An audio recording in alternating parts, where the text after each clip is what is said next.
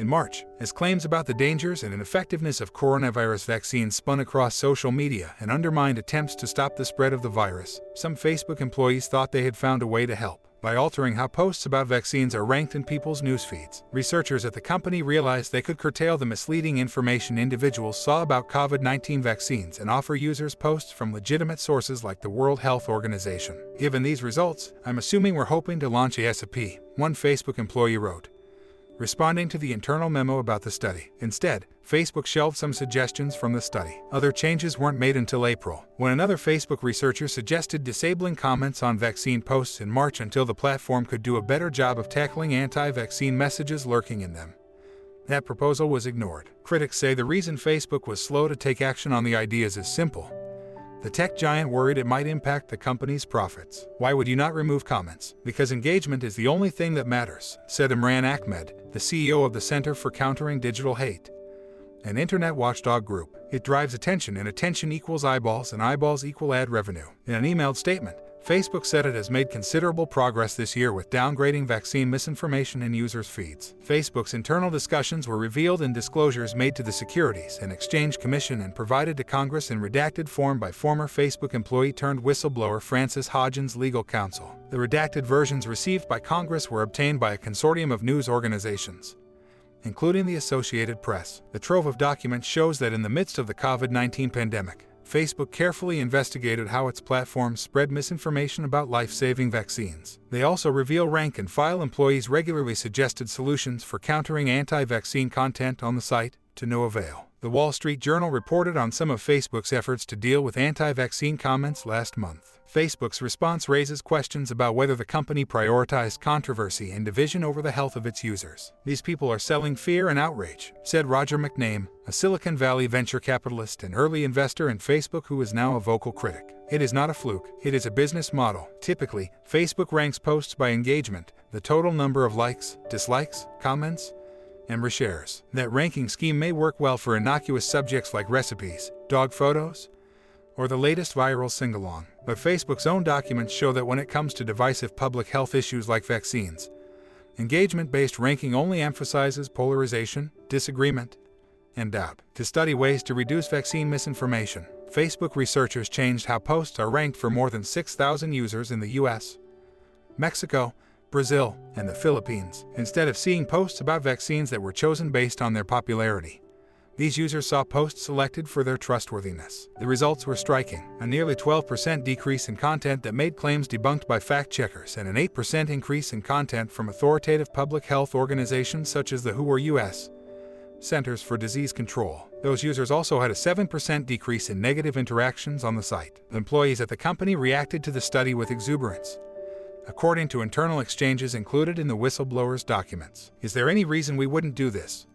One Facebook employee wrote in response to an internal memo outlining how the platform could rein in anti-vaccine content. Facebook said it did implement many of the study's findings, but not for another month, a delay that came at a pivotal stage of the global vaccine rollout.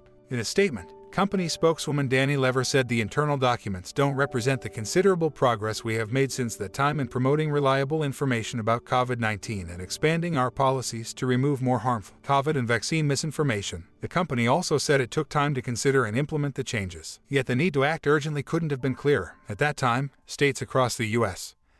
were rolling out vaccines to their most vulnerable, the elderly and sick, and public health officials were worried. Only 10% of the population had received their first dose of a COVID-19 vaccine, and a third of Americans were thinking about skipping the shot entirely, according to a poll from the Associated Press NORC Center for Public Affairs Research. Despite this, Facebook employees acknowledged they had no idea just how bad anti-vaccine sentiment was in the comments sections on Facebook posts. But company research in February found that as much as 60% of the comments on vaccine posts were anti-vaccine or vaccine reluctant. That's a huge problem and we need to fix it, the presentation on March 9th read. Even worse, company employees admitted they didn't have a handle on catching those comments. And if they did, Facebook didn't have a policy in place to take the comments down. The free-for-all was allowing users to swarm vaccine posts from news outlets or humanitarian organizations with negative comments about vaccines. Our ability to detect in comments is bad in English, and basically non-existent elsewhere.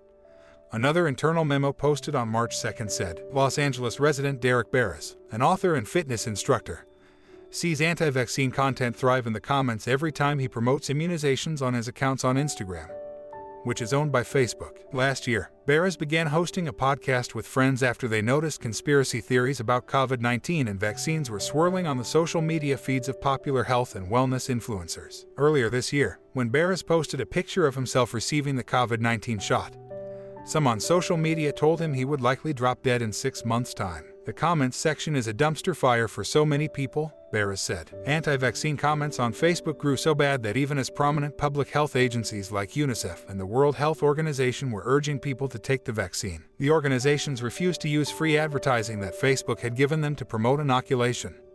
According to the documents, some Facebook employees had an idea. While the company worked to hammer out a plan to curb all the anti-vaccine sentiment in the comments, why not disable commenting on posts altogether? Very interested in your proposal to remove all online comments for vaccine posts as a stopgap solution until we can sufficiently detect vaccine hesitancy in comments to refine our removal, one Facebook employee wrote on March 2nd. The suggestion went nowhere. Instead, Facebook CEO Mark Zuckerberg announced on March 15th that the company would start labeling posts about vaccines that described them as safe. The move allowed Facebook to continue to get high engagement and ultimately profit off anti-vaccine comments, said Ahmed of the Center for Countering Digital Hate. They were trying to find ways to not reduce engagement but at the same time make it look like they were trying to make some moves toward cleaning up the problems that they caused, he said. It's unrealistic to expect a multi-billion-dollar company like Facebook to voluntarily change a system that has proven to be so lucrative, said Dan Brahmi, CEO of Cyabra, an Israeli tech firm that analyzes social media networks and disinformation. Brahmi said government regulations may be the only thing that could force Facebook to act. The reason they didn't do it is because they didn't have to, Brahmi said. If it hurts the bottom line, it's undoable. Bipartisan legislation in the U.S. Senate would require social media platforms to give users the option of turning off algorithms tech companies use to organize individuals' news feeds. Sen.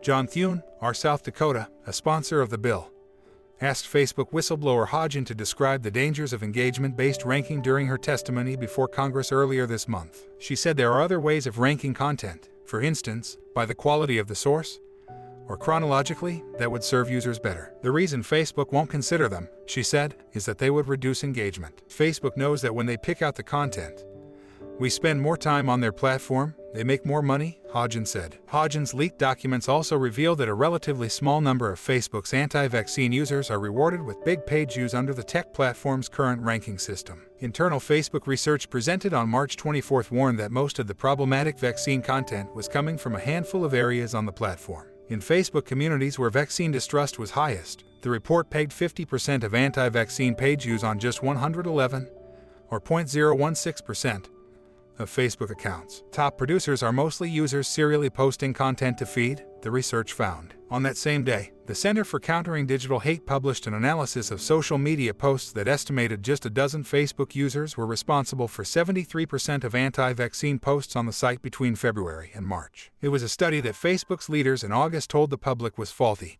despite the internal research published months before that confirmed a small number of accounts drive anti-vaccine sentiment. Earlier this month, an APNORC poll found that most Americans blame social media companies, like Facebook, and their users for misinformation. But Ahmed said Facebook shouldn't just shoulder blame for that problem. Facebook has taken decisions which have led to people receiving misinformation which caused them to die, Ahmed said. At this point, there should be a murder investigation.